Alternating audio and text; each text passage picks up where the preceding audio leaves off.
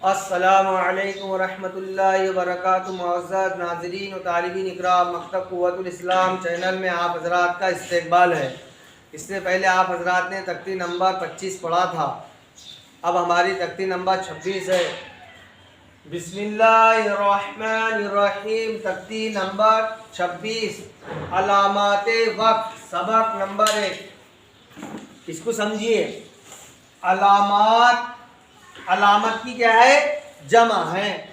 अलामात कहते हैं बहुत सारी निशानियों को, बहुत सारी निशानियों को अलामात कहते हैं, और एक निशानी को अलामत कहते हैं, एक निशानी को अलामत कहते हैं। और वक्फ के माना आपको मालूम है, ठहरना। क्या है वक्फ के माना?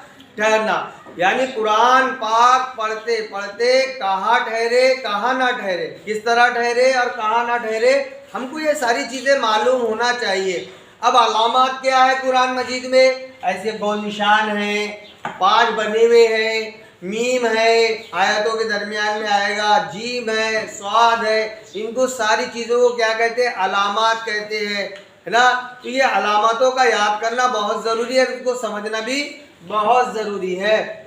अलामत लिखे हमने, क्या लिखे? अलामत। तो उसके नीचे ये अलामत बनाए, ठीक है। ये तशरीह, यानी हमने इसकी तशरीह लिखे, ये कैसे गोल निशान की क्या लिखे हमने? ये तशरीह लिखे, और आयात भी लिखे हैं, और आसपास में आयात लिखे हैं। तो हमको इसको समझना है, ठीक है।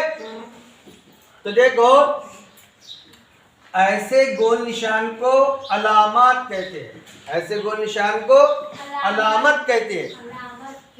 तशरीह देखिए इसकी, देखिए गोल निशान की तशरीह, इस अलामत को आयात कहते हैं, इस अलामत को आयात कहते हैं। यहाँ ठहरना चाहिए।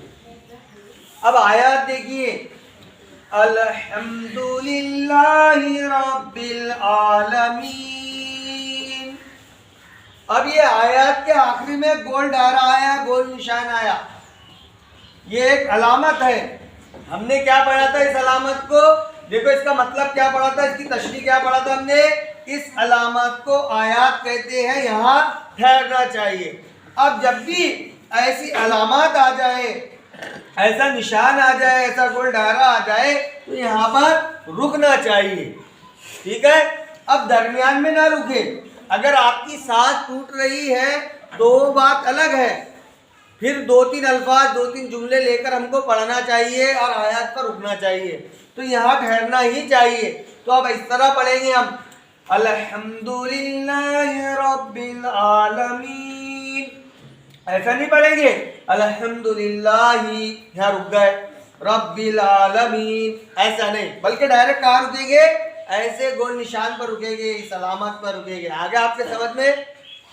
अलामत, ये 5 जो है ना अलामत है, क्या ये 5 अलामत है। इसकी तशरीह क्या है? ये मिसले आयात के हुक्म के है, ये मिसले आयात के हुक्म के है। इससे पहले हमने जो गोल दायरा, 2 गोल निशान पढ़ा, उसको आयात कहते ना हम, तो वो जो है उसके हुक्म में है। जिस तरह गोल दायरे का हुक्म है, जिस तरह गोल दायरे पर रुका जाता है, इसी तरह 5 का भी हुक्म है, इसी पर रुका जाएगा। देखो आयात के अंदर आप समझेंगे। देखिए इधर, सिरातल्लज़ीना अनअमता अलैहिम, ये आयात के आखिरी में जो दिख रहा आपको अलामत 5, ये अलामत दिख रही ना आपको 5, ये मिसले आयात के हुक्म के हैं। यहाँ जिस तरह आयात पर ठहरना चाहिए था, इसी तरह यहाँ पर भी ठहरना चाहिए, है ना।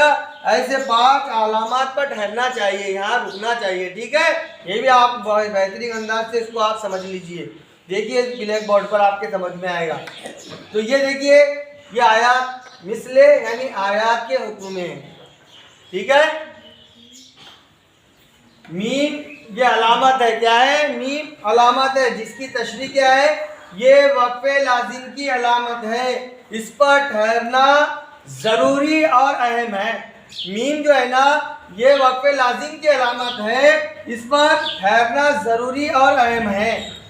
अभी आयत को समझिए, देखो हमने आयत लिखे है ना, इसको समझिए, इसको पढ़ेंगे कैसा? या अय्युहल्लज़ीना आमनू ला तत्तखिज़ुल यहूद वन नसारा देखिए औलिया का जो है ना, ये देखिए आखिरी पर क्या है, मीम है, ये अलामत मीम है, इस पर ठहरना चाहिए। क्या करना चाहिए, इस पर जो है तो ठहरना जरूरी और अहम है। क्या है, यहाँ मीम पर जो है तो ठहरना क्या है, जरूरी और अहम है। तो देखिए ये अलामत को देखिए, जब भी आयत के दरमियान में या आयत के आखिरी में कुरान मजीद में जहाँ पर भी ऐसी अलामत आयतों के दरमियान लिखी जाती है तो यहाँ ठहरना ज़रूरी और अहम है। ये वक्फ़े लाजिम की अलामत है, इस पर ठहरना ज़रूरी और अहम है। आगे आपके समझ में? तो ये मीम की अलामत देखिए आप, तो अलामत ता, अलामत ता, इसकी तशरीह क्या है देखिए, वक्फ़े मुतलक की अलामत है। ये क्या है, वक्फ़े मुतलक की अलामत है, इस पर ठहरना चाहिए। जब भी आयात के दरमियान में या आयात के आखिर में ऐसी अलामत लिखी हुई होगी, ऐसी अलामत तो उस पर ठहरना चाहिए। देखो आयत को समझिए, ख़तमल्लाहु अला क़ुलूबिहिम, देखो क़ुलूबिहिम के आखिर में ये अलामत है, ये अलामत जो आई है तो इस पर ठहरना चाहिए। क्या करना चाहिए, ठहरना चाहिए। ऐसा नहीं पढ़ना चाहिए ख़तमल्लाहु रुक गए व अला क़ुलूबिहिम, ऐसा नहीं। जो अलामत हमारे को समझाई जा रही है, बताई जा रही है, उसी पर रुकना चाहिए। तो क्या है, ये ता वक्फ़े मुतलक की अलामत है, इस पर ठहरना चाहिए। अलामत जीम, अलामत जीम देखो इधर, जीम वक्फ़े जायज़ की अलामत है, यहाँ ठहरना बेहतर है। क्या बता रहे, जीम पर ठहरना बेहतर है। क्या बता रहे, जीम पर ठहरना बेहतर है। आयत देखिए, युखादिऊना अल्लाह वल्लज़ीना आमनू, ये जीम आया, देखिए ये जीम आया है, देखिए यहाँ पर अलामत जो है तो जीम है, यहाँ ठहरना क्या है, बेहतर है। पढ़ते पढ़ते ऐसी जीम की अलामत आए तो यहाँ क्या ठहरना क्या है, बेहतर है। समझ में आया ना?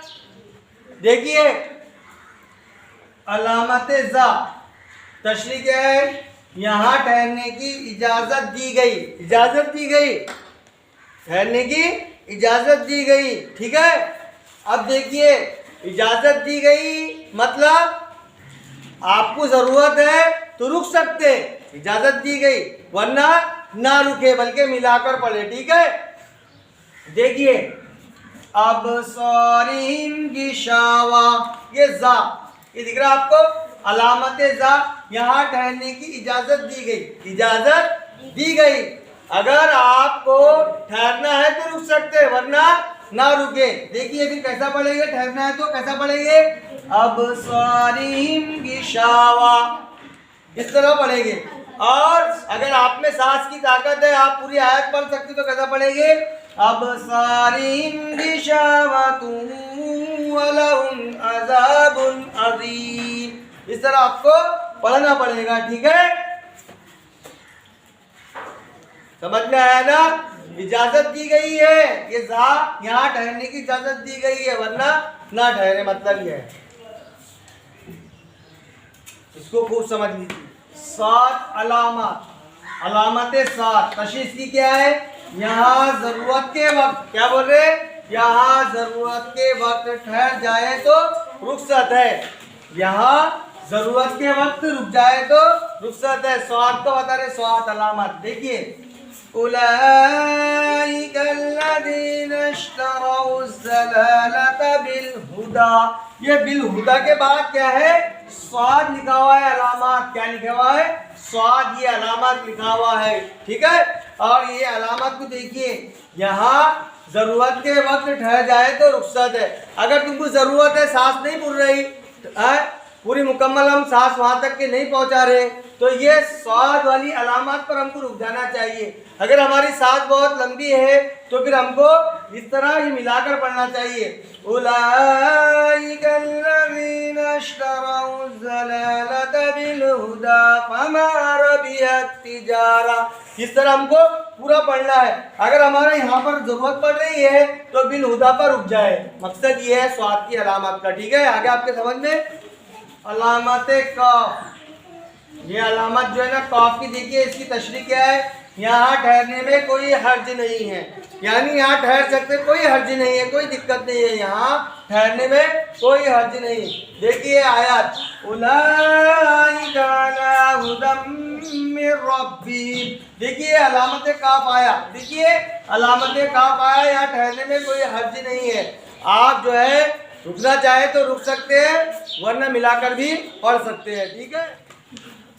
अलामत काफ, अलामत काफ इसकी तशरीह क्या है, इसका मतलब ये है कि पिछली आयत में जो अलामत आ चुकी है वही यहाँ भी है। मतलब पिछली अलामत में काफ का जो मतलब आया था, काफ का जो मतलब आया था, क्या आया था, काफ का मतलब तो वही है, यहाँ ठहरने में कोई हर्ज नहीं है। तो यहाँ ऐसा अगर काफ आ जाए, ऐसी अलामत काफ आ जाए कि आयत के बीच में, तो वहाँ पर रुकने में कोई हर्ज नहीं है, इसको खूब समझ लीजिए।